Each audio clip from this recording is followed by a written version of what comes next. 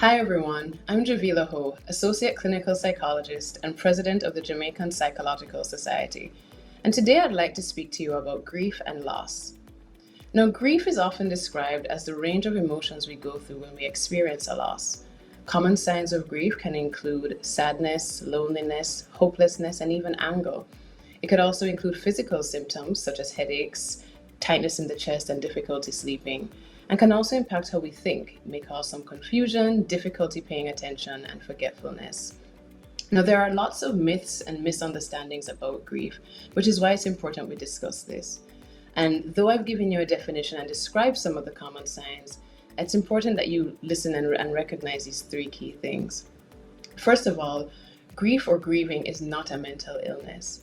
It's a very natural part of our humanity and a normal response to losing a loved one. It could be a pet or a friend or family member, as well as losing a job or the loss of a relationship. A loss of any kind can cause us to have some experience of grief. Secondly, research has shown us that grief is not linear, so it doesn't follow a straight line. It can include a mix of emotions and can range in intensity and fluctuate in intensity over time. And then lastly, how we express grief is not restricted to one particular way. Everyone experiences and expresses their grief differently.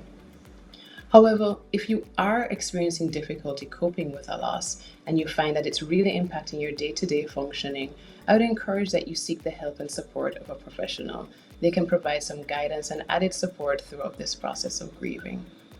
And so remember, no one is immune to grief or loss. And it can feel overwhelming, but we don't have to go through it alone. When we understand and recognize grief and signs of grief, we can lend better support and compassion to each other as we go through these kinds of processes.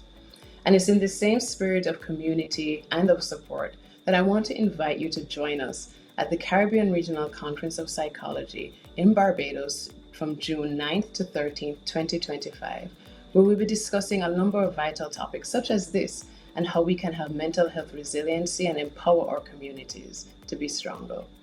Hope to see you there.